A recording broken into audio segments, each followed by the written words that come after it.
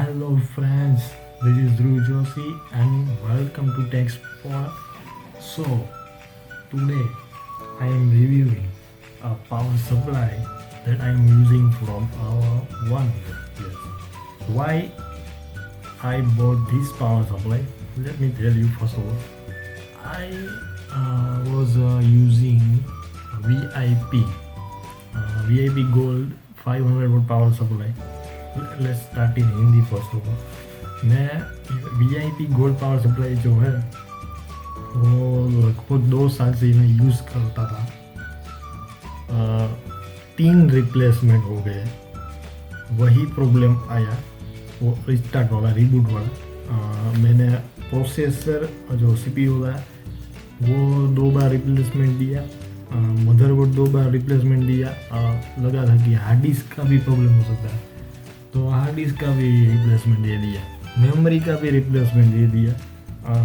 एक कैबिनेट बाकी रह गई थी, वो मेरे फ्रेंड की थी, वो भी ले आया, तो उसका भी हो गया था। बट रिस्टार्ट का प्रॉब्लम वही था, तो एक बचा पावर सप्लाई। सो मैंने ये पावर सप्लाई यूज़ कर रहा हूँ 1 ईयर से। सो ये मैं शर्ट निकल गया भाई, बहुत भी गर्मी है यहाँ पे। तो मैं ये पावर सप्लाई 1 ईयर से यूज़ कर रहा हूँ। तो ये पहले तो ये इसका जो रेटिंग है वो 500 वॉट्स है। तो अभी मैं मेरा पीसी का स्पेक्स मैं आपको बता देता हूँ। 2 हार्ड डिस्क, 2 रैम्स। रैम में 4 GB प्लस 8 GB है। 2 hard disk 8 TB plus 2 DB है। CPU Core i5 ए सीरीज़ का है, बट मदरबोर्ड है बिजनेस, वो चीप वाला आता है इंटेल वाला, वही है।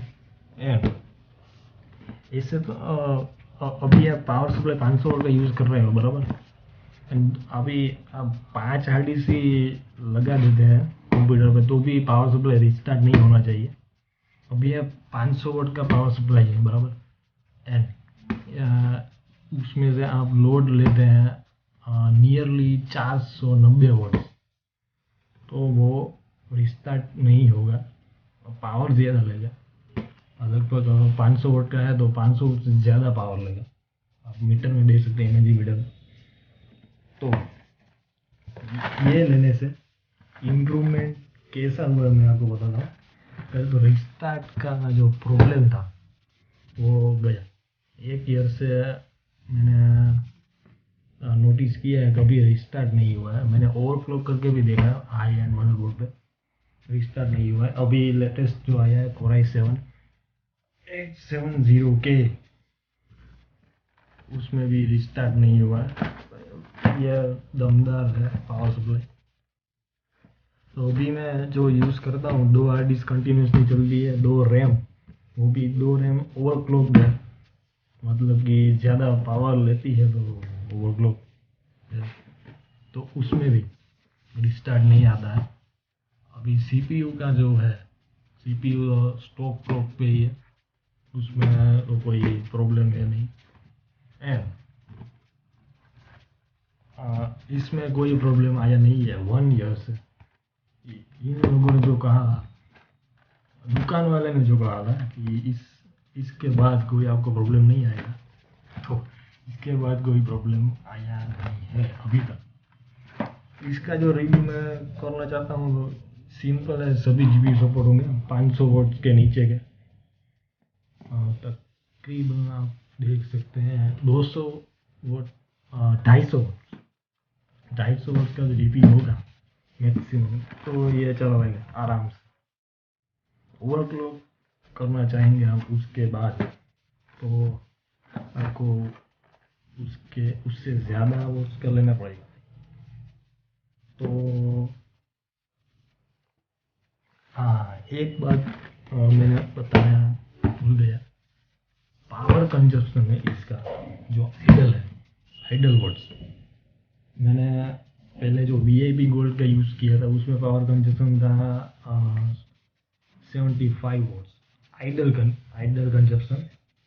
एंड उसके बाद मैंने ये फिट किया अब आइडल पावर कंजप्शन है, सभी हार्ड डिस्क चल रही है, सभी मेमोरी चल रही है, सभी प्रोग्राम आइडल है, तो आइडल पावर कंजप्शन है 45 वोट। कहाँ 75 से कहाँ 45 वोट्स इससे, तो आप पता लगा सकते हैं कि कितना पावर सेव हुआ इससे। इसमें तो लिखा है कि रो पावर है, मतलब कि ये डायरेक्ट स्मूथ पावर देता है, इसका मतलब यह है। एंड इस बॉक्स पे जो लिखा है मैं आपको बता देता हूँ, सिंपल सा ही, इसमें कुछ है नहीं, आप वेबसाइट में से ले सकते हो। इसमें पहले तो लिखा है 80x version active power factor correction, आप देख सकते हैं यहाँ पे एक्टिव PFC। इसका मतलब क्या है कि ये एक्टिव पावर फैक्टर करेक्शन है। उसका जो सिंपल सा मैं आपको बता देता हूँ, वो एक्टिव पावर फैक्टर करेक्शन क्या होता है, उसमें एक कैपेसिटर लगा हुआ होता है। वो ज़्यादा अगर आप लोड लेते हैं PC में से तो इफेक्ट नहीं करता है जो मेन लाइन होती है एनर्जी की। दूसरा जो लिखा है एफिशिएंसी मोर देन 78%, ये रियली ट्रू है। वो जो 400 वोट वाला 500 वोट वाला जो लिया था वो VIP गोल्ड, उसमें एफिशिएंसी थी 85% एंड वो 75 वोट आइडल लेता था। एंड इसमें है 78% एफिशिएंसी एंड वो 45 वोट्स आइडल लेता है। तो ये रियल है या वो VIP गोल्ड रियल है, और आप ही पता लगा सकते हैं। इसमें जो लिखा है 6 generation CPU certified Haswell ready है, multi GPU technology supported, high configuration है, इंटेल और AMD दोनों प्रोसेसर सपोर्टेड है, 12 centimetre temperature control hydraulic bearing. हाँ, इसका जो फैन है इतना बड़ा वाला है, बड़ा वाला फैन है, वो स्पिन करता है तो ज़्यादा आवाज़ नहीं करता है। ज़्यादा लोड लेते हैं हम, ज़्यादा टेम्परेचर होता है तो वो स्पीड पकड़ लेता है। ऐसा है कॉमन सी भाषा में। ओवर टेम्परेचर प्रोटेक्शन,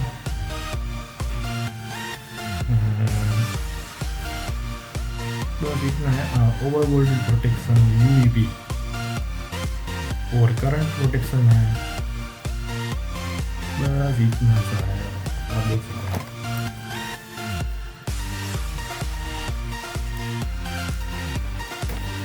यहाँ से देख सकते हैं, यहाँ से देख सकते हैं इसके अंदर कुछ आया हुआ है।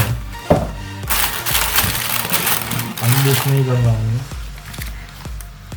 वारंटी कार्ड आता है। ऐसा है भाई, कोई रोबोट जैसा है भाई। मैं लास्ट में ये कहना चाहूँगा कि इन लोगों ने जो कहा है, इनमें जो लिखा हुआ है वो सभी सच निकलता है, वो ऐसा मेरा मानना है। मेरा रिव्यू ऐसा है।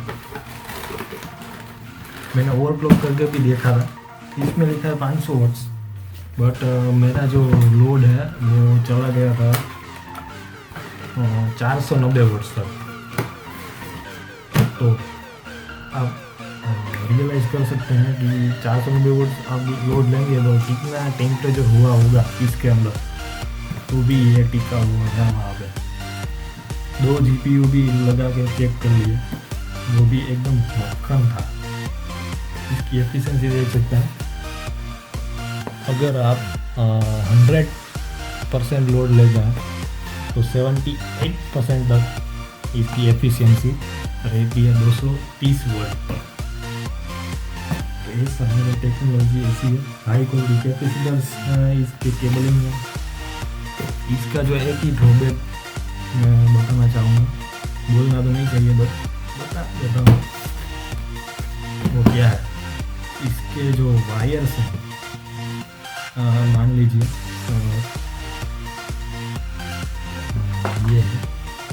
ये एक हार्ड डिस्क का वायर है, यहाँ से दूसरा निकलता है हार्ड डिस्क का वायर। तो पर केबल है, वो 4 केबल जो होते हैं, वो उसमें एक ही प्रॉब्लम है कि 2 केबल दूसरी हार्ड डिस्क के वायर में से निकलते हैं। तो ये बिग प्रॉब्लम है। अगर केबल मैनेजमेंट आपको करना है तो केबल मैनेजमेंट नहीं हो पाता है, यही बिग प्रॉब्लम है। मैंने अभी तक वो काट के वायर सीधा नहीं किया है क्योंकि इसकी वारंटी चली जाएगी, तो ऐसा है। अगर आपने सब्सक्राइब नहीं किया है लेटेस्ट रिव्यू देखने के लिए तो प्लीज़ सब्सक्राइब कर दीजिए एंड लाइक कर दीजिए अगर पसंद आए तो। Thank you. Hello, my name is Dhruv Joshi and welcome to Tech Explorer. So, today I am reviewing one power supply